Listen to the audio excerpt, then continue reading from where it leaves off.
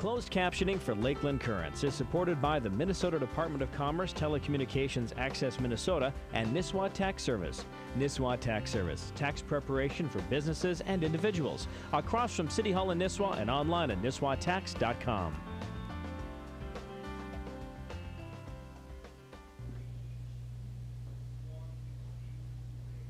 Good evening and welcome to Lakeland Currents. We're glad you're with us. We are, without question, in some extraordinary times with some extraordinary challenges facing our national government, our state government, and our local government. And our program this evening is going to look at aid to cities. It's called LGA, Local Government Aid. And we have a sort of a parallel program that also affects counties. And Annie Cook recently, and this actually goes back to February when she did this piece, but it ties into what we're doing this evening very well, looking at how Crow Wing County is being affected by cuts to the counties. Crow Wing County has fallen on hard times, courtesy of the state and its $4.8 billion budget deficit. What can we do to minimize our expenses? And I think we have to look at everything, and that's what we're doing. Crow Wing County has to cut $1.2 million from its current budget. It lost around $600,000 last year when the state took back some of its county aid. And I think the same thing is going to happen this year. So the county is looking to all of its departments to share this burden. For the 2009 budget corrections, every department will have to cut an equal amount. Our administrator specifically gave them instructions by department. Here's what you need to cut from your department. The county hopes departments will not just make the cuts, but work toward a more efficient system. Can we do things in a better, more creative, more flexible, more nimble way, provide better quality services at lower costs? While lower costs are the goal, the tighten your belt philosophy didn't apply to some employee salaries. More specifically, the 3% wage increase for elected officials, a raise Commissioner Paul Teedy opposed. I think it would have been a prime opportunity for us to make a strong statement about all of us have to be serious about how we're doing. But according to County Administrator Tim Houle, the wage increase is necessary. We want to make sure that we can attract and retain the best quality talent that we can. After all, these higher paid employees could be taking on the duties of multiple people if the county I'll looks get to you lay guys off. copies of the program tonight. In a week, I'll send them out to you. Budget, $6 just in million case you want out of $60 million. Yeah. There's not enough paper clips. Within the next year, Crow Wing residents will see their county trim programs and positions. What I would really ask of the general public is understanding. The reality is that we do provide a wider variety of services than what we may be required. And be aware that if the county doesn't make these cuts, your taxes must go up. For Lakeland News at 10, I'm Annie Cook. That piece was about aid to counties. Our program tonight is about aid to cities, to rural cities. And we have two guests who are up to their knees in this issue, along with Mike O'Rourke from the Brainerd Daily Dispatch. But I'd like to first of all introduce Wayne Wolden, who is the president of the Coalition of Greater Minnesota Cities and the mayor of Wadena. And John Chatton is the city manager for Bemidji. Been there for about 2.5 years. And Mike O'Rourke is with us again from the Brainerd Daily Dispatch. And welcome to all three of you. Wayne, maybe you could give us a little overview to help our viewers understand what this issue is and why it's become so explosive. Well, thanks for the opportunity, Ray. Local government aid is part of the Minnesota miracle of the 1970s. And what it was designed to do is keep our cities strong, irregardless of what corner of the state you live in, how great your need is, how low your property tax values are. It's basically ensuring the right for cities of any size to be able to offer equal services, irregardless of where you live. Those services are extremely important. They're police, they're fire, they're libraries, they're the streets, parks, those sorts of things. Without LGA, there'd be huge disparities around the states in the level of services. The smaller the town, the more difficult it is really to provide affordable services. So LGA was the great equalizer that allowed cities around the state to be able to use their levying ability to raise taxes and equalize that with revenue from around the state from probably greater sized communities and take those tax revenues and help all services be affordable. Could you just briefly tell us what the Coalition of Greater Minnesota Cities is? The Coalition is a nonprofit, nonpartisan advocacy group with 78 cities from around the state. They're non-metro cities. And we all band together to create policy, to go to the legislature and lobby. We do work with a firm in the cities who assists us when we can't all be there.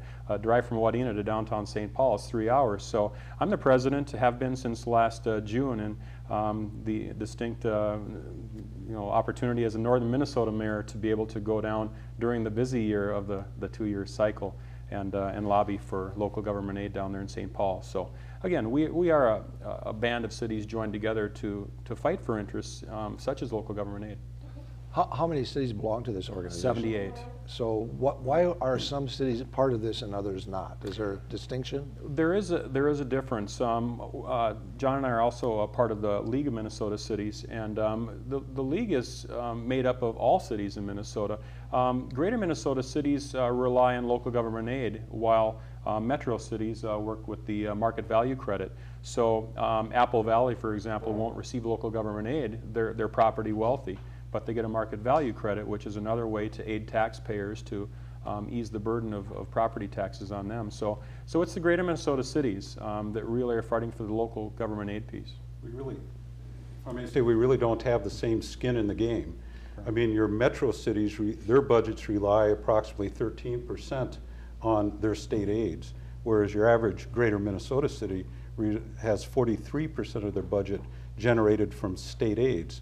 So we have a much larger stake in this LGA game. If they are going to take funds away, we're the ones that get impacted, not so much the metro cities. Right. And I think to help understand, counties are not part of this organization. They have their own organizations, but your issues parallel each other, don't they? Certainly. And what is the problem? The problem is lack of revenue for the state government. I mean, we started this back with the Minnesota Miracle, and we're looking at funding levels for next year for local government aid that were less than what we got in 1990. I mean, the funding has just peaked out, and now it's dropping. As a city, the city of Bemidji will receive less local government aid next year than what we received in 2001. Well, our costs have gone up 62% in that period of time, but now we have less local government aid. So the disparity that it was designed to overcome so that we could provide those services on an equal basis, similar to school funding. You should be able to go to school anywhere in the state and have the same opportunities. Well, you should be able to have the same opportunity for police protection, fire protection, streets and parks anywhere in the state.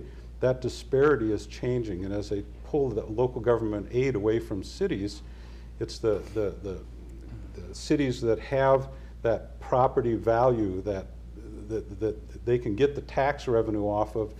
They're not impacted very much, but we are feeling a severe impact in greater Minnesota. We seem to go through this struggle with LGA every year, or at least on a very common basis. Does it make sense, and I may be simplifying, but does it make sense for your citizens' tax money to go to St. Paul and then come back to the city on a hit or miss basis? I'll let you tackle that one, Jeff. I think that local government aid was the response to the cities not being able to have a city income tax or have a city sales tax that went for something besides a capital project. That was the response. The state had access to all those revenues, and they were supposed to dole those revenues out in support of the cities that don't have the tax capacity. So to take all the property tax dollars, that's an interesting thought that you'd just be redistributing some of the wealth from the metro areas to the greater Minnesota cities, and I would guess, since they have the majority of the legislature, that we'd never see anything like that happen. And that is the scary thing. You know, this is one Minnesota the last time I checked, and the disparity that you're seeing between the metro and the rural is greatly reflective right now in what we're seeing. We are receiving significant backlash from the metro legislators and the metro residents. It's like, the money's being generated here, let's keep it down here. But that's basically what the Minnesota Miracle did. People at that time established it's not a great formula. It's been revised. We are open to taking a look at it again. But it's just those basic services, those core services, In greater Minnesota, we can't, like John said, we can't have our own income tax. We can't keep our own sales tax. There are some bills that talk about county 0.5% sales tax that are going to be discussed. It's come out of committee, and I just don't think that's a good idea. I think there is a purpose for what LGA does, and that's to help equalize. Would either of you gentlemen favor giving up LGA if you had some of that other taxing authority, like a local option sales tax, or? You know, I'll comment on that. For the last 8 years, we've had the state's governor basically with the no new tax mantra. And what's happening is it being passed right on down the line. It's fees, it's property taxes. The governor's own staff is saying that in the next 3 years, property taxes as a result of his bill will go up over $600 million. $680 million is the figure. We know it takes money to operate these services. There isn't a lot of fat. We're through the fat, we're through the muscle, we're down to the bone. We're trying to offer basic services. So we need to get real and have an honest conversation with Minnesota that what services they want costs money. And your outstate's representation in the legislature has been shrinking for quite a few years now, so your collective clout is diminished a little bit, hasn't it? It has, yeah, and that's, you know, we're losing some of the more senior positions on committees, and that makes it difficult. You know, I think of the legislators from Greater Minnesota, back to the Dallas Sams, and you know, we have, you know, there are some good, strong outstate folks stepping up, but with the new census coming up, we're going to even have a more disproportionate representation from the metro area. We start feeling like the disenfranchised people that the Republic exists to ensure are taken care of. Well, the rural cities are becoming this disenfranchised child that nobody wants to really take care of them. I mean, we're out here, but there are no funds to provide the services that we need. And realistically, you can't just keep shipping people to the metro area. I mean, what have you accomplished?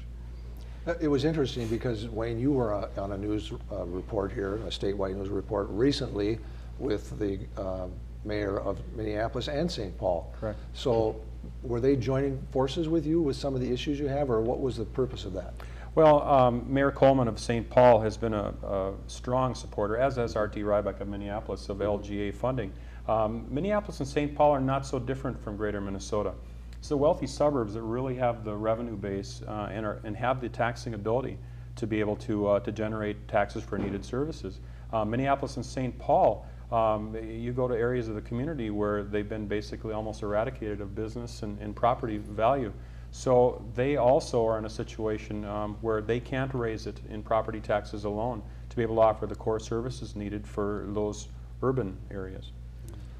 What is it that the governor's proposal is going to do to this issue?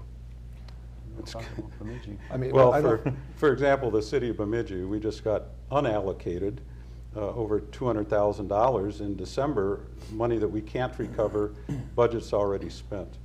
Over the next 2 years, under the governor's proposal, we would lose almost $1 million in local government aid. That represents 7% of the total revenue for the city's general fund. So when you think that we've had this happen to us before, back in 2001-2, when we had to cut back, cities have been asked to cut back and cut back and cut back for years. And I think generally we've done a pretty good job. We've been able to trim the fat wherever we can. City of Bemidji will have 10% fewer employees next year than what we had in year 2000. We continually are trying to do more with less, but we really have, when you have a service function like a city provides, where we have 2/3 of our expenses are payroll. I mean, it comes to the point where there are no more paper clips to throw away. There are no more simple savings to be had. You've trimmed everything you can, and pretty soon you start impacting the basic services that people have grown to expect. Governor Plenty has been critical that some cities have not been fiscally responsible. Is it reasonable to ask, when you folks negotiate with employees, that you should be asking for wage freezes or possibly wage reductions? Well, I'd like to talk about that. You know, the governor, first of all, categorized. They took a look, the auditor took a look at the 2007 fund balances of the cities around Minnesota and saw a fair amount of money. what he talked about were the rainy day funds. In reality, cities operate on those are cash flow funds. The city gets paid twice a year. So let's imagine Governor Peleni's family that he talks about sitting at a kitchen table with the family, and they get 2 paychecks a year. Now, would it be very wise for that family to take that paycheck on December 1st and spend it all on Christmas presents and everything else, and you run out of heating fuel in April? Not practical. Cities get paid twice a year. Cities need that cash flow fund to be able to operate. The legislative auditor says that between 35 and 50% is what you should have, period, to be able to operate. The city of Wadena has about a 50% fund balance or cash flow account, which Governor Peleni pointed to and said maybe they should use some of that to help plow streets every other time. We need those funds to be able to operate, to be able to make payroll, to put fuel in the vehicles, and those sorts of things. So you know, I think it's a little miscategorization over what those fund balances are really for. The state depleted their fund balance when the governor unallotted, but they didn't talk about the cash flow account that is mandated in the governor's budget that they need to keep to be able to operate on. The cities have the same thing. Are your cities taking a hard line as far as wages? Are you in the private sector? There are a lot of folks who are taking wage freezes or wage reductions. Certainly. I know in the city of Bemidji we've had some major concessions both by the non-union employees and by the unions. Most of our contracts run out, with union contracts run out the end of this year. We have already put all our employees on notice, union and non-union, that they should not expect any increase in wages for 2010, wages or benefits. We're trying to set the table now so that they understand what is coming, so it's not a big surprise to them when it doesn't happen. But we still are in a state where we are required to bargain with collective bargaining units. We can't just dictate to a union that, okay, you are getting no more money next year. It's still something that we are going to have to sit down and negotiate. But what we're trying to do now is, as I said, set the table so they understand what the dilemma is. We have labor management committees that meet on a regular basis to try and keep them informed of what's going on with the city. But we have to cut as much as we can to keep from laying off any additional employees. In the city of Wadena, our contracts actually expired last December 31st, and we haven't entered negotiations for 2009 or 2010. We were in the middle of 3-year contract discussions, but when the you're in budget, good shape then. Yeah, we're in better shape. But you know, the employees can see the writing on the wall. Yeah. They're more concerned about having a job than having a raise. I myself am a state employee, and to the 2 biggest unions we heard today have accepted a pay freeze in lieu of, hopefully in lieu of layoffs, but the governor still reserves the right for furloughs and may exercise that right if the situation gets rough financially again. So. Do you know what percentage of the state budget the LGA portion is? 2.8%. 2%. 2.8%, Wow. right. And it was 4.4% back in 2003. So again, like as John said, we're going backwards. In the unallotment, the city's LGA were 2% of the issue, but took 10% of the cut. So we're being disproportionately targeted again. And that's the part that's unfair. We understand that the state is in a fiscal crisis, as is the nation, as are our cities. But we would like to see a proportionate share passed along to the cities instead of us bearing the brunt of the cuts as we have in the past. Are there many cities in Minnesota that do not belong to your organization, the smaller rural cities? Are there quite a few of those? There's a small cities, Minnesota Association of Small Cities, and you know, it's not terribly inexpensive to be part of a group like this. There's a lot of cities who kind of stand on the sidelines and say, go, go, go, you know, do it for us at the legislature, but it's the cities that I believe have exercised foresight and said, you know what, we need to invest. We cannot be at the Capitol every day lobbying. We only have so much time to be able to get down there. And for someone from International Falls or Bemidji to jump in a vehicle and head to St. Paul, it's a 2-day excursion. So you need your voice at the Capitol. You know, we've been criticized for paying lobbyists, you know, to do these sorts of things. But I believe that we need our voice at the Capitol. We need to have our voices heard and hear the concerns from Main Street and downtown. Wadena, Bemidji, wherever the case might be. You know, it's something important to talk about when you look at the context of this. I think cities understand we're gonna need some skin in the game. You know, we need to do our part, but let's do our part. The governor is saying, well, can't they only handle 5%? Well, that's not the whole story. The unallotment took 5%. This year is 5% more. That's 10% of the local government aid, and they're looking about 12% in 2010. So it's significant. The city of Wadena, we lost $80,000 last December at the last minute. We didn't have any opportunity to be able to tax back for it or cut services. We basically reduced our cash flow account by $80,000. Another $120,000 this year under the governor's proposal, and $220,000 next year. That's half of our police department. You know, we'd have to lay off every other cop, plow streets every other blizzard. Those are the sorts of things that we're looking at. And what people don't understand is they're saying, well, just do more with less. You can only do so much. You can't hope that the fire department will just be around twiddling their thumbs, not getting paid, waiting for that fire whistle to ring. You need to pay to keep them on call. I read a newspaper clip where I think Governor Plenty referred to your statement about plowing every other blizzard. Right. And he and none on weekends. And he used that as an example of an exaggeration. He thought that perhaps some cities were crying wolf. Or do you feel it as an exaggeration, or? I'm putting it in context. They have to understand that a $225,000 cut to local government aid in Wadena is half of our street department, $500,000. It would be comparable with plowing snow every other blizzard. Do you have a fear, as you folks look at unemployment statistics for outstate compared with the metro, that we're developing into a two-tier economy and that the outstate is being kind of left behind or is in danger of being left behind? Certainly. I mean, I think that is reality. That isn't just something that we think may be happening. We're seeing it at the government level for sure, with the disproportionate cuts to the local government aid programs are taking the money away from us.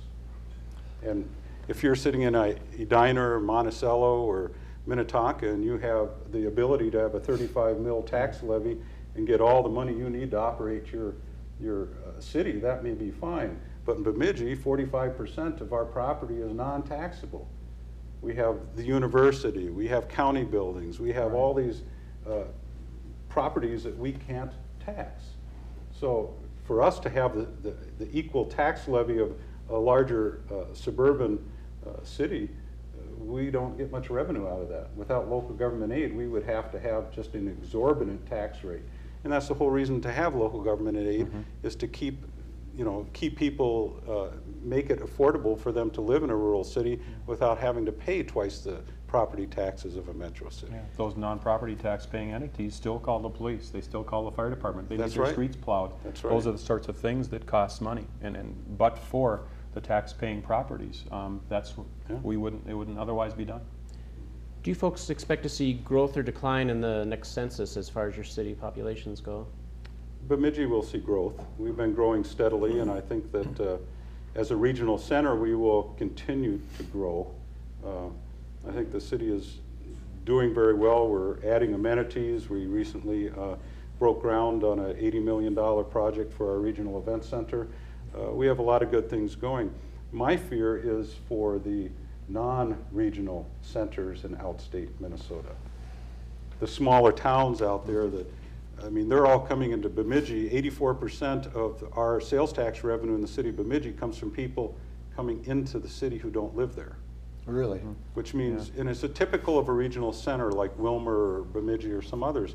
You know, they're all coming in there. It's those small towns that are outside of the city that are really going to experience those problems, because they, how do they survive? The smaller towns that you can't buy a pair of socks. Right, and that's right. Wadena's situation. Yeah. We have Sebeka and Staples and Hewitt and that those communities. We have a Walmart in Wadena. There you go. Praise the Lord. And pass the bandages. We are like a mini regional hub, if you will, smaller than Bemidji, but yet people come there and they do their trading. So I think success for us is going to be being stable and not necessarily losing population. I thought I read recently that a legislator was proposing a bill that would just completely eliminate LGA. Is that what's happened there? If someone was proposing that, how would they propose that you exist? Well, a lot of bills come out like that, and basically, the county bill that's coming out there for county aid takes somewhat of a look at that, but not go to that extreme. They're suggesting a 0.5% local sales tax, local option sales tax. You're not going to get any aid, but you can take that 0.5% and do what you want with. After you're done taking care of county services, what's left the cities can fight over. Yeah. Or the voters can go and say, you know what, we vote to rescind that, and now you got nothing. So we might as well just turn the key on City Hall, lock it up, and toss it away, because we'll be limiting our fire department and selling our police cars and snow trucks. There actually was a community that eliminated the police department here recently. Was that in the metro area? I don't remember where that was.